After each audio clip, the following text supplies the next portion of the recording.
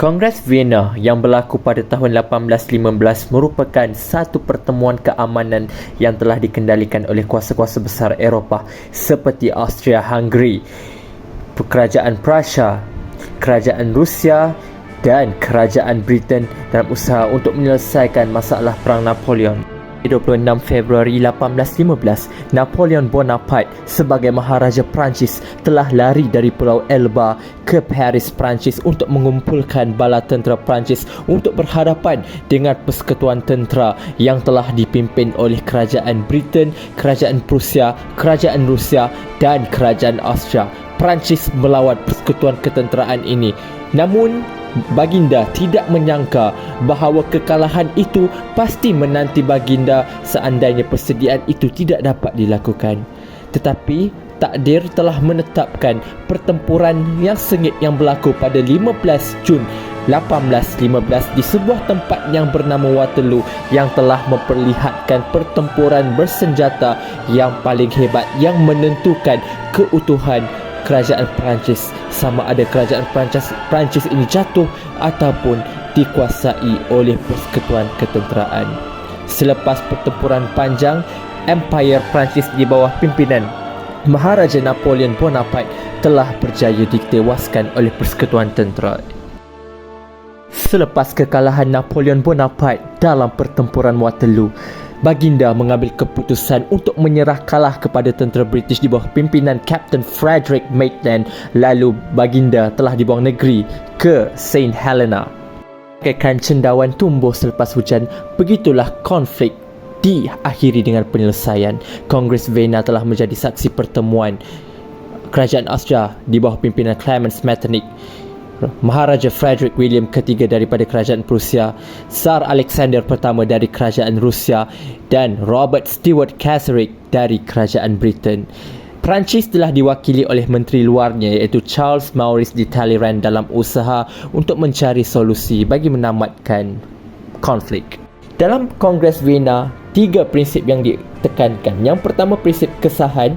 Yang kedua, prinsip keseimbangan kuasa. Yang ketiga ialah ganti rugi yang disepakati untuk dipersetujui untuk berbincang. Dalam prinsip kesahan, usaha Kongres Vienna ini untuk mengembalikan pemerintah berkuasa mutlak.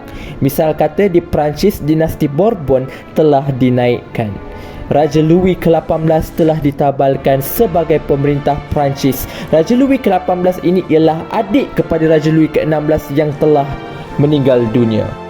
Dalam prinsip kesahan juga, usaha Kongres Vienna untuk menggabungkan Belgium dan Belanda di bawah satu pentadbiran yang dikenali sebagai pentadbiran House of Orange di bawah pimpinan putera mahkota William pertama dari Belanda.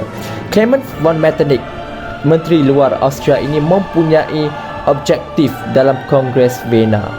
Antara objektif yang ditekankan oleh Clemens von Metternich ini ialah cara beliau untuk mendapatkan wilayah-wilayah jajahan.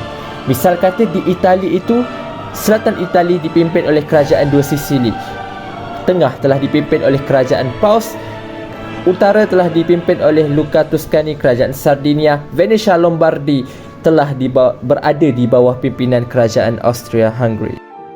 Manakala Maharaja Rusia di bawah pimpinan Tsar Alexander I ingin mendapatkan sebuah wilayah yang boleh dikatakan sebagai wilayah yang bakal menjadi zon penampan.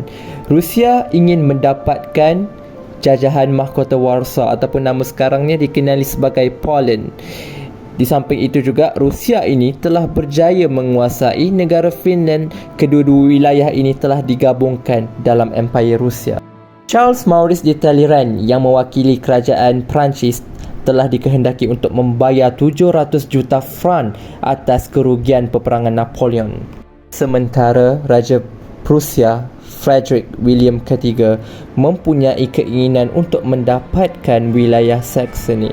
Dalam Kongres Vienna ini telah menetapkan Konfederasi Rhine yang menggabungkan 39 buah negeri ini disatukan. Walau bagaimanapun pada tahun 1871, Konfederasi Rhine ini telah menjadi Jerman. Wakil Kerajaan British Robert Stewart Castlereagh mendapat bahagian habuan iaitu British mendapat Sri Lanka, Malta dan Tanjung Harapan yang pernah berada di bawah Perancis telah diserahkan kepada Empire British. Dalam Kongres Vienna ini juga terbinanya satu pakatan yang dianggap sebagai pakatan suci yang menggabungkan Rusia, Prusia dan Austria dalam usaha mereka ini untuk mengekang sebarang bentuk revolusi yang mengancam pemerintah berkuasa mutlak di Eropah. Selepas Kongres Vienna pada tahun 1815, inilah peta yang telah terbina. Sebuah empayar Perancis yang bersatu kesemuanya telah dipecah-pecahkan. Pada tahun 1848, Eropah telah sekali lagi dilanda oleh kuasa revolusi rakyat yang telah mengancam kedudukan, kestabilan politik di Eropah yang menggagalkan Kongres Vienna.